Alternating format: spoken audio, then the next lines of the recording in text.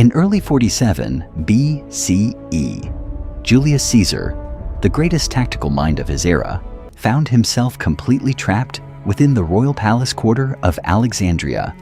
The man who had just conquered Gaul and shattered the forces of the Roman Republic was now pinned down in a hostile foreign capital, his supply lines severed by the armies of a teenage pharaoh, Ptolemy XIII. What began as an arrogant attempt to mediate a local Egyptian civil war had suddenly devolved into a desperate fight for Roman survival. Welcome back to World Chronicles.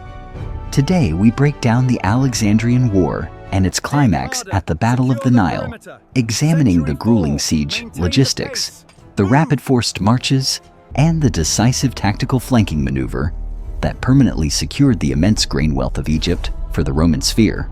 And beneath the punishing heat of the Egyptian sun, radiating off the pristine palace marble, a mere 4,000 exhausted Roman veterans stood guard against an entire city of mobilized enemies.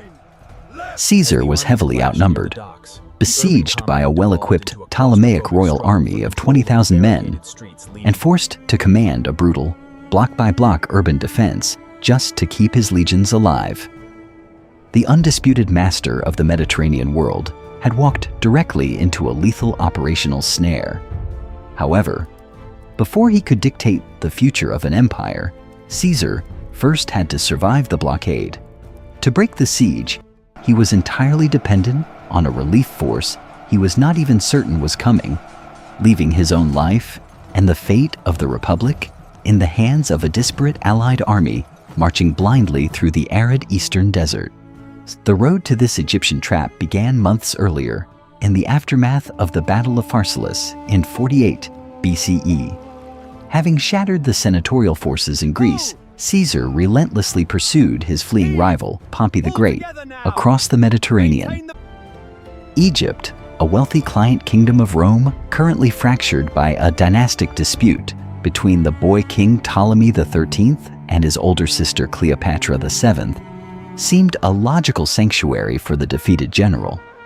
But when Caesar's modest flotilla finally dropped anchor in the harbor of Alexandria, he was not greeted by his rival's surrendered legions.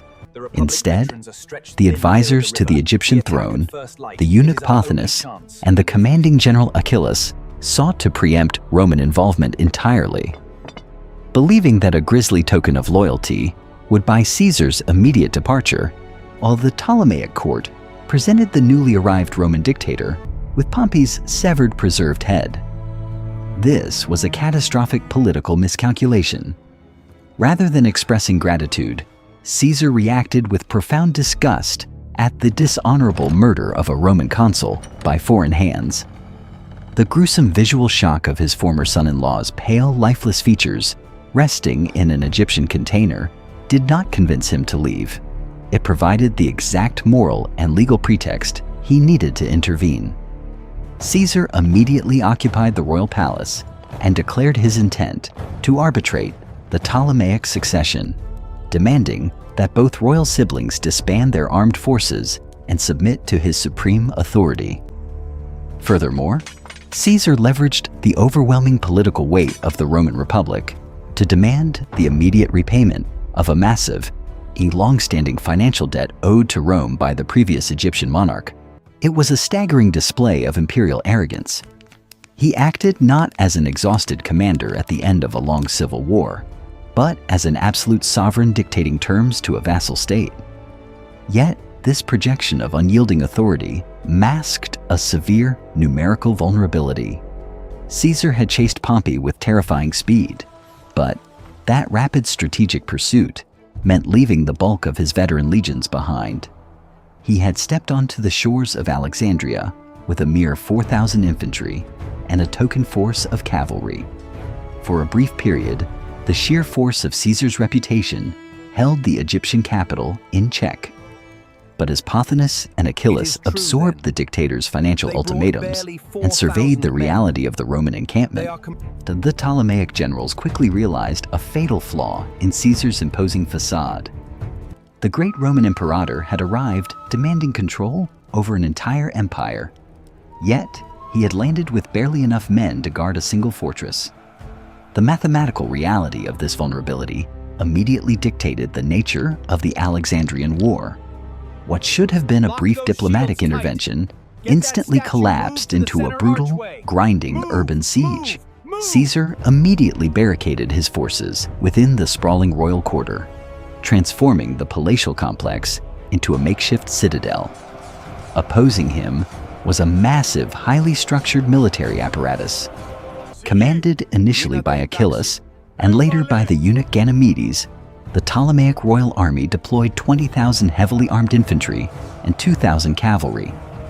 Crucially, and this was not a disorganized local militia, the Egyptian ranks were lethally stiffened by the Gabiniani, veteran Roman legionaries who had been stationed in Alexandria years prior, abandoned their allegiance to the Republic, and integrated into the Ptolemaic military system.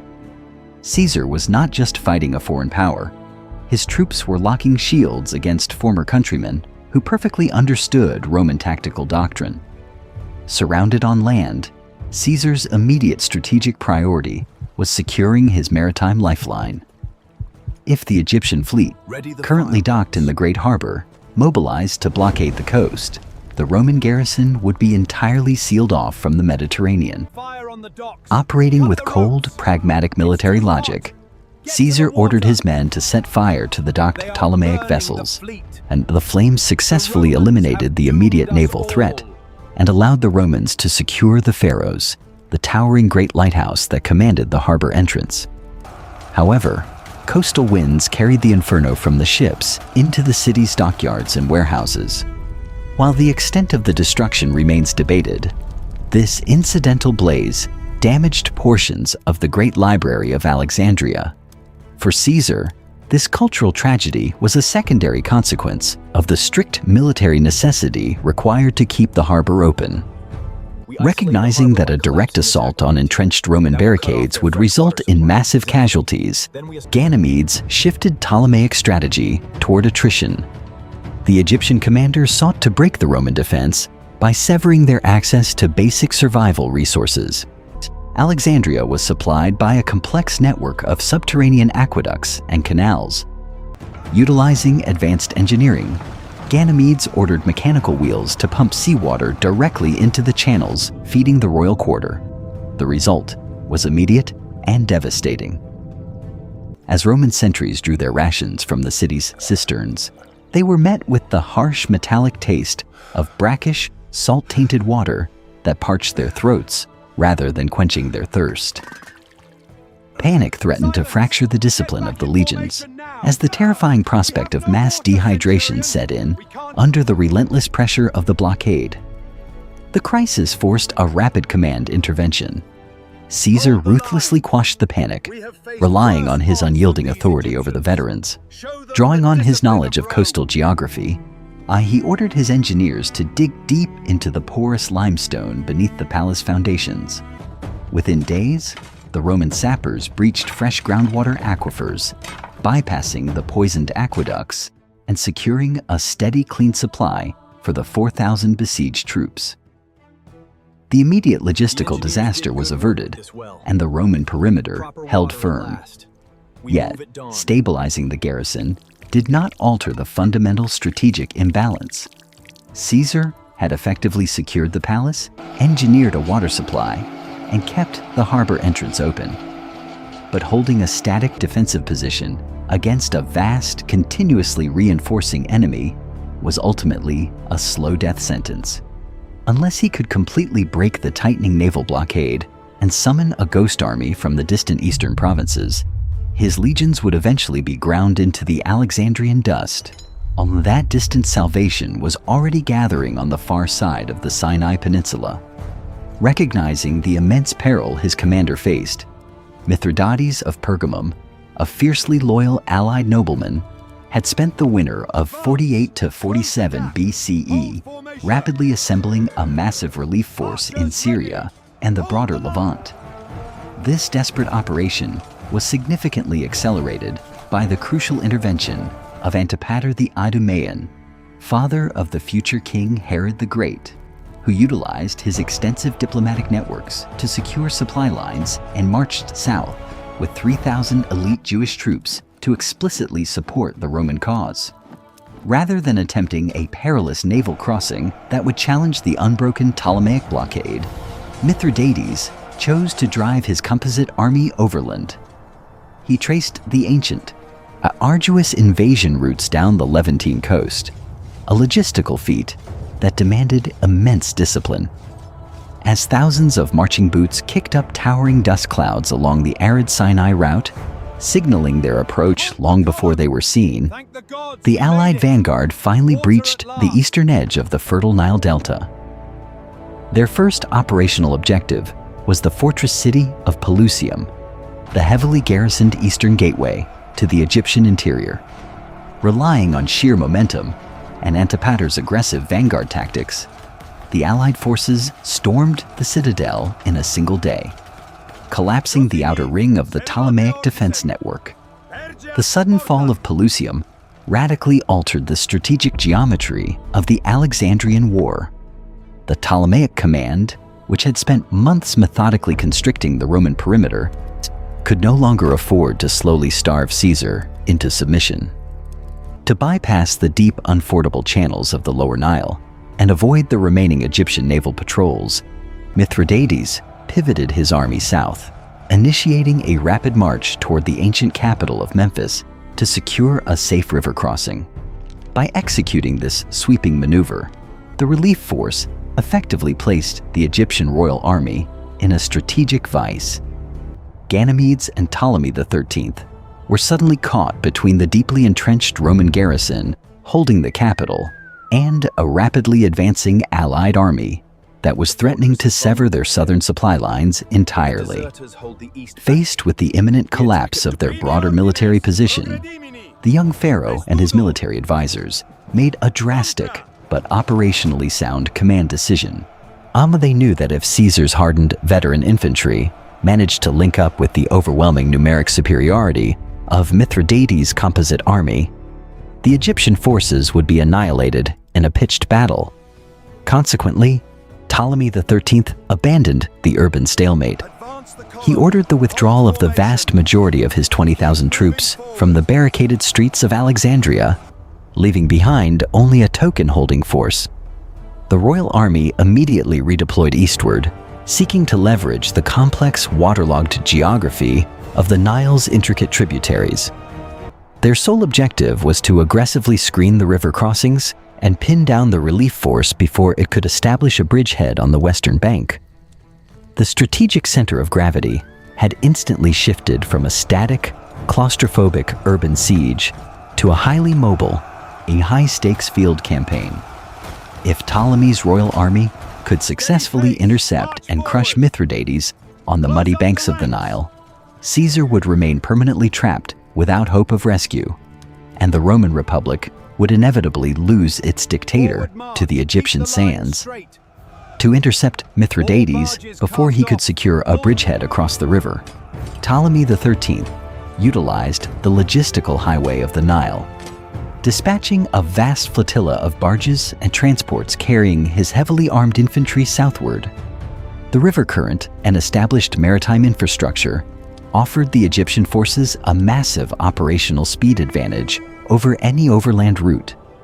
Caesar, still stationed within the barricades of Alexandria and acutely aware of this massive redeployment, he realized that a conventional pursuit by land would be far too slow to save his allies from annihilation. Instead, he engineered a brilliant operational deception. Leaving a minimal garrison to hold the royal palace, Caesar loaded his veteran cohorts onto his available coastal transport ships. He publicly ordered the fleet to sail westward along the Mediterranean coast, simulating a full-scale Roman withdrawal toward the neighboring province of Africa. This maritime feint successfully drew the attention of the remaining Ptolemaic coastal patrols and intelligence networks away from his true strategic objective. Once over the horizon and completely out of sight from the Alexandrian watchtowers, Caesar abruptly reversed the fleet's course. Under the cover of total darkness, the Roman transports slipped back toward the shoreline and disembarking the legions at a secluded coastal point east of the capital. What followed was a punishing display of Roman infantry marching discipline. The veterans executed a relentless high-speed forced march through the night, cutting directly across the desolate, trackless stretches of the lower delta to intercept the inland route. The heavy, exhausting drag of the 70-pound legionary marching packs cut deeply into the shoulders of the infantrymen, but Caesar drove his columns forward without rest, demanding a pace that defied standard military logistics. By dawn, the sheer physical endurance had achieved its strategic goal. The Roman vanguard successfully bypassed the Egyptian river blockades and linked up with the allied forces of Mithridates and Antipater. The fractured relief army and the hardened veteran legions were finally merged into a single, unified command structure. However, Ptolemy's commanders had not squandered their initial logistical head start. Recognizing that a pitched battle on open ground against Caesar's freshly unified, veteran-heavy command would be tactically disastrous, the Egyptian military leadership selected an operationally perfect defensive position near the western banks of the Nile. They entrenched their 20,000 troops on the crest of a steep, rugged hill, anchoring their lines into the natural geography. This elevated fortress was further augmented by extensive earthworks, deep trenches, and heavy timber palisades erected by the Gabiniani. The terrain of the encampment severely restricted Roman offensive options. One flank of the Egyptian line was completely protected by the deep, rushing channels of the Nile itself, while the opposite flank descended abruptly into an impassable, treacherous stretch of marshland. The only viable avenue of approach for the Roman infantry was a narrow, steep incline that funneled attackers directly into the concentrated missile fire of the entrenched Ptolemaic defenders. Caesar had successfully executed a masterclass in operational mobility, traversing the delta to unite his fractured forces and force the Egyptian royal army into a decisive field engagement. Yet, as the Roman dictator rode to the vanguard and stared up at the sheer incline of the Ptolemaic fortifications, the stark reality of the battlefield geometry became undeniable. He realized that outmaneuvering the enemy across the length of the delta had only bought him the opportunity to launch a heavily disadvantaged, uphill tactical assault against a fortified, numerically superior enemy. Before reaching the primary entrenchments, Caesar first had to secure a small village located at the base of the hill, which served as a forward operating base and logistical tether for the Egyptian defense. He dispatched a vanguard of his light infantry and auxiliary archers to aggressively clear the perimeter. The Ptolemaic forces, recognizing the strategic value of this choke point, funneled localized reinforcements into the settlement, initiating a fierce close-quarters engagement among the narrow streets and stone dwellings. However, the sheer concentrated momentum of the veteran Roman advance overwhelmed the forward defenders, forcing the surviving Egyptian skirmishers to abandon the settlement and retreat up the primary slope. Unwilling to grant the enemy time to regroup, Caesar immediately ordered his heavy infantry cohorts to pursue, transitioning the momentum of the village skirmish directly into a full-scale assault against the main Ptolemaic camp. The geometry of the battlefield immediately dictated a brutal war of attrition. As the legions began their ascent, the steep gradient severely compromised standard Roman tactical doctrine. The pilum, the heavy javelin relied upon to shatter enemy shield walls before the moment of impact, lost its lethal penetrating power and effective range when thrown uphill. Stripped of their primary shock weapon, the Roman infantry was forced into a methodical, grinding advance. The sheer physical strain on the calves and thighs of the legionaries was immense as they attempted to maintain a locked, overlapping shield wall on a steep, unstable slope while continuously absorbing a relentless defensive barrage of arrows, sling stones, and plunging javelins. Every single yard gained required an agonizing expenditure of muscular energy and rigid unit discipline. Compounding the geographical disadvantage was the highly disciplined resistance of the defending infantry. Holding the crest of the hill behind heavy timber palisades were the Gabiniani, the former Roman legionaries who now formed the elite, hardened core of the Ptolemaic army. This created a profound tactical and psychological friction upon the battlefield, and Caesar's veterans were not fighting a disorganized provincial levy. They were locking shields against men who utilized the exact same command structure, weapon systems, and defensive formations. The Gabiniani perfectly understood the vulnerabilities of the Roman advancing lines and explicitly directed their missile fire at the structural seams of the heavy infantry units. The engagement rapidly devolved into a highly technical, attritional stalemate, where neither side could achieve a decisive breakthrough, and casualty rates began to steadily climb as the Roman vanguard remained continuously exposed.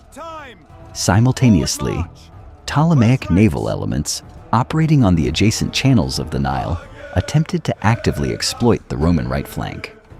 Armed vessels moved parallel to the shoreline, launching a steady volume of enfilading fire from the decks of their river transports directly into the Roman ranks. Caesar was forced to detach valuable infantry cohorts simply to screen the riverbank and suppress the naval artillery, further stretching his already limited reserves.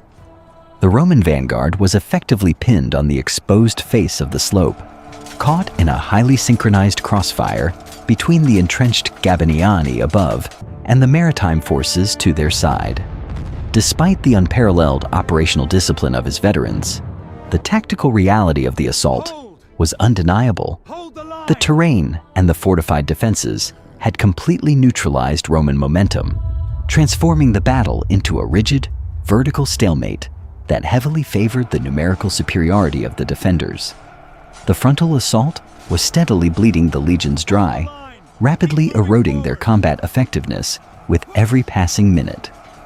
Unless the Roman command structure adapted immediately and discovered a mechanism to bypass the primary kill zone, the entire offensive was moments away from breaking completely upon the rocks.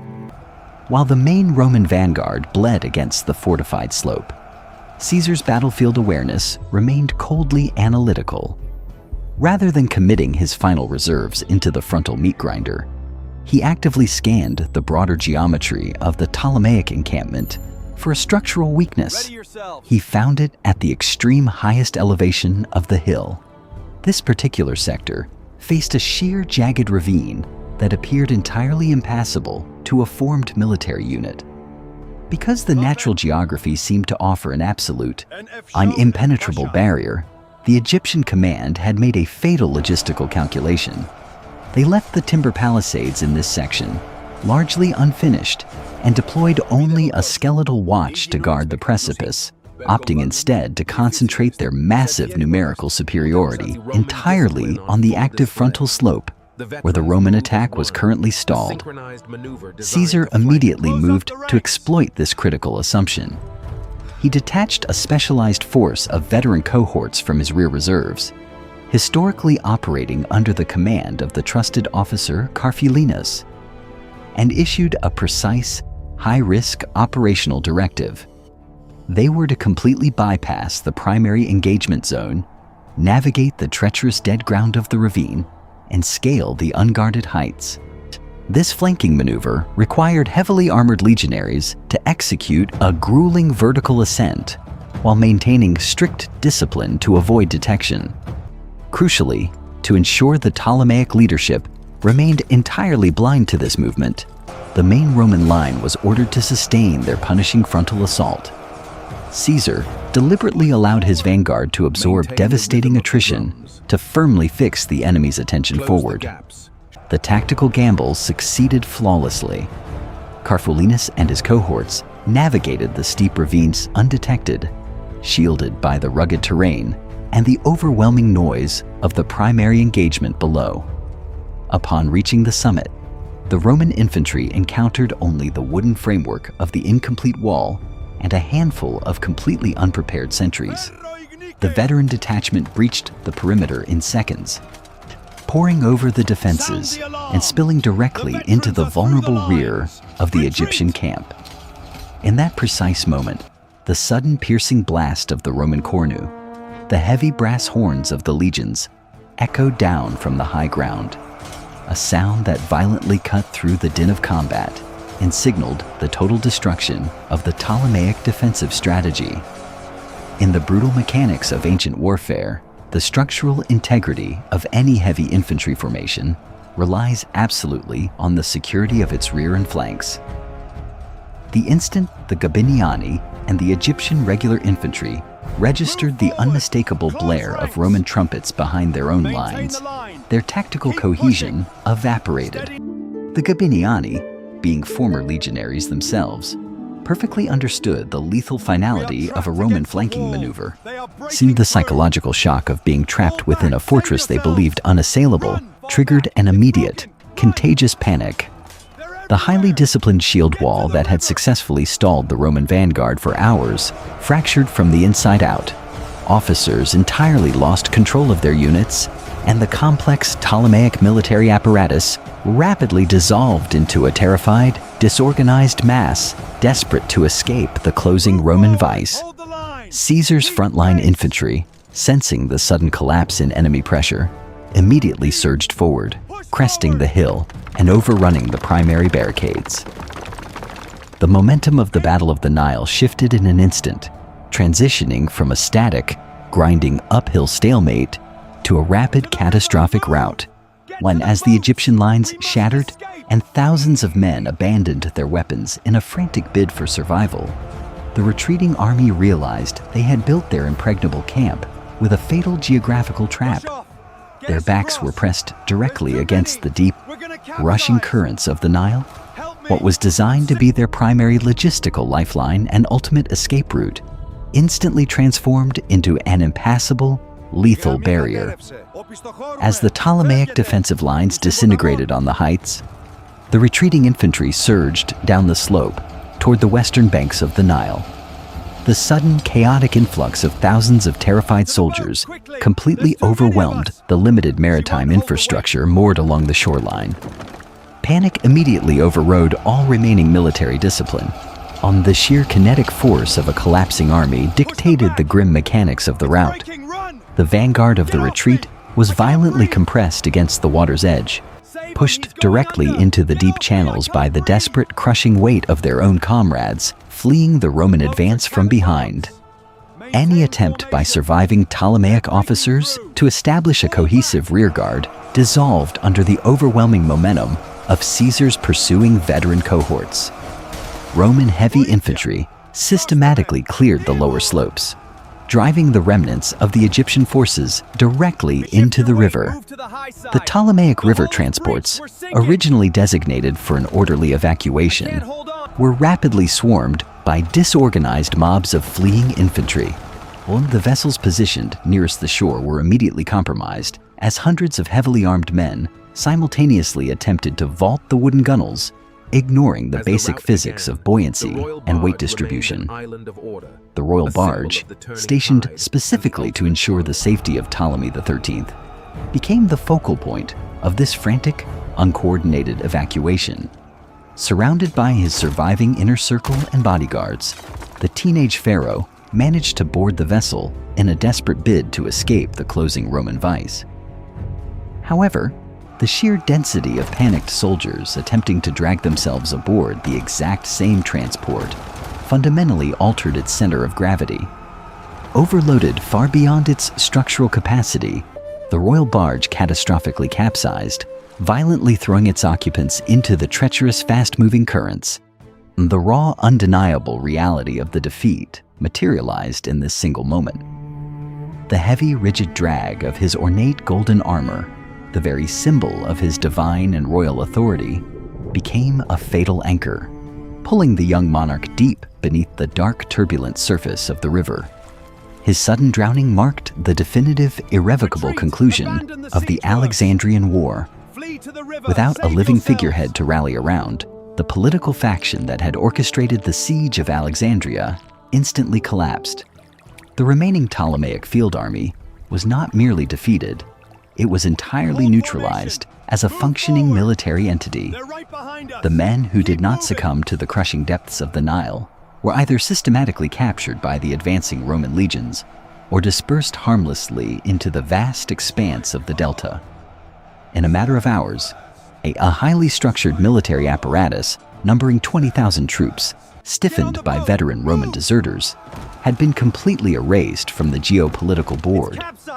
By identifying and exploiting a single geographic flaw in the enemy's encampment, Caesar had converted a severe numerical disadvantage into an absolute annihilating victory. The boy king was dead, and the immediate physical threat to the Roman legions had been permanently dismantled. But securing this bloody stretch of the riverbank was only the first step in claiming a strategic prize that would fundamentally alter the balance of power across the entire Mediterranean. Following the destruction of the royal army, the immediate task was securing the political narrative. The muddy shallows of the river were meticulously dredged until the body of Ptolemy XIII was finally recovered, positively identified only by the heavy waterlogged golden armor that had dragged him to his death. With the teenage pharaoh confirmed dead, the last vestige of organized military resistance evaporated. Caesar, no longer a besieged commander fighting for daily survival, marched his victorious veteran legions back into the streets of Alexandria uncontested. The sprawling capital that had nearly served as his tomb now surrendered completely to his absolute authority. To stabilize the volatile kingdom, the Roman dictator engineered a ruthless and highly pragmatic political settlement. He did not formally annex Egypt as a Roman province, or a massive geopolitical shift that would have inevitably provoked immediate local uprisings and required permanent, large-scale garrisons he could ill afford to leave behind. Instead, he restored the Ptolemaic dynasty under terms of strict, unbreakable vassalage. Cleopatra VII was officially installed as the undisputed ruler of Egypt. To satisfy the traditional requirements of Egyptian dynastic law, she was nominally married to her younger, politically irrelevant brother, Ptolemy XIV. In reality, the throne of the wealthiest kingdom in the eastern Mediterranean was now entirely beholden to a single Roman commander. The strategic consequences of this tactical victory cannot be overstated. By breaking the siege and crushing the rival faction, Caesar fundamentally solved the severe logistical and financial crises that had plagued his broader civil war effort against the surviving senatorial forces. Egypt possessed a staggering agricultural capacity and vast treasuries of accumulated royal wealth. The Battle of the Nile effectively locked the immense grain harvests of the Nile Delta directly into the Roman military supply chain. Furthermore, the gold exacted as both tribute and repayment of the kingdom's long-standing debts provided Caesar with the massive capital required to pay his veteran legions and fund his final decisive campaigns in North Africa and Hispania. Without the daring flanking maneuver on that steep Egyptian hillside, Caesar's military career would have ended in 47 BCE. Now in the Roman Republic's violent transition into an autocratic empire might have stalled entirely. The victory at the Nile was not merely a regional skirmish. It was the geopolitical linchpin that permanently integrated the economic engine of Egypt into the Roman sphere, setting the stage for the final collapse of the old senatorial order. The alliances forged in the bloody aftermath of this campaign would echo through the decades, ultimately defining the reign of Augustus and the birth of the Roman Empire. Please subscribe to our channel to relive the great chapters of history together.